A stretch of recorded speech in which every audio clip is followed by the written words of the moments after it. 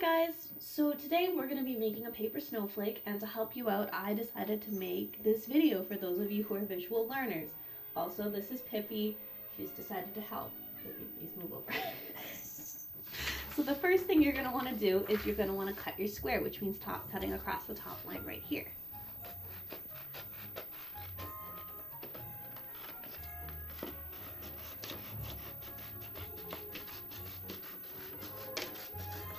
And then, after you're done that, you're going to want to turn your square over and fold it. So this heart right here is going to be touching this smiley face up here.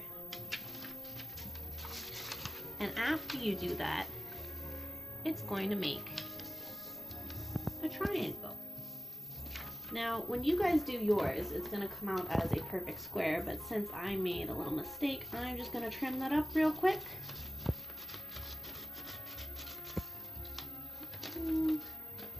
And that's okay, because everybody makes mistakes and we're not perfect. These things happen, but the important part is that we just keep right on going. Okay, so after I'm done that, I'm going to take this square over here and I'm actually going to fold it over into the next part of the triangle. So we are going to go from this corner and we're going to fold it over. Triangle, sorry, right there. Yep, so we're going to fold it so the square goes down on top of the circle, just like that. And that's going to give us our last triangle. Now what you're going to want to do is cut from this side, the side that you can open up still like a book, to the edge that's folded, so the folded part of the book. This is really important because if you don't do that, your snowflake's not going to turn out. And the other thing is you're not going to cut all the way to the fold, you're just going to make little flaps. So again, not cutting the whole way through, just stopping a little bit before. This is also a very important step, and you'll see why in a minute.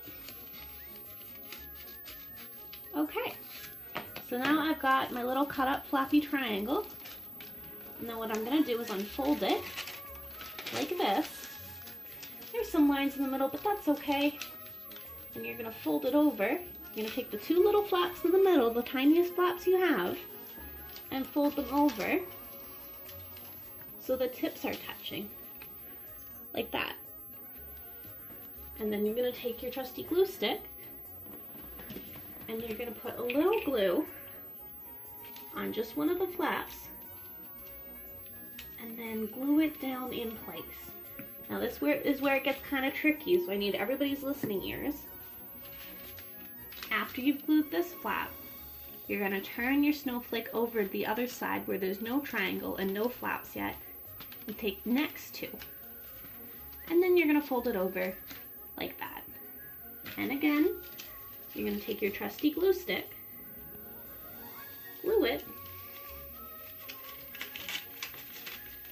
and then you're going to fold it over, and it's going to look, whoops, it's going to look, when my glue decides it's going to stick, it's going to look just like that. So it's going to have a little hollow space in the middle. And again, you flip your snowflake back over to the other side, and you're going to make another loop.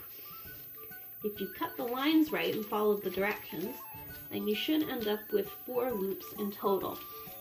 And for each new loop, you're going to flip over to the opposite side of the one you just did.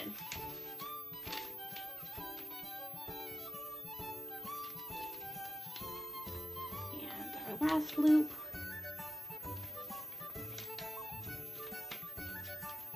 Now, you're probably wondering what I'm doing, making this crazy looking thing, because this, oopsie, this part doesn't really look a whole lot like a snowflake. But since you guys are going to be making 6 parts all together, we're going to end up with a little something like this.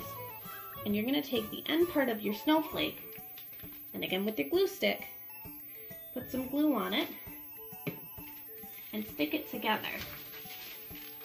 And then when you're done, and you have all your snowflake parts stuck together, it's going to make something that looks a little like this. And it's going to make a beautiful snowflake that we're going to hang up to decorate the classroom.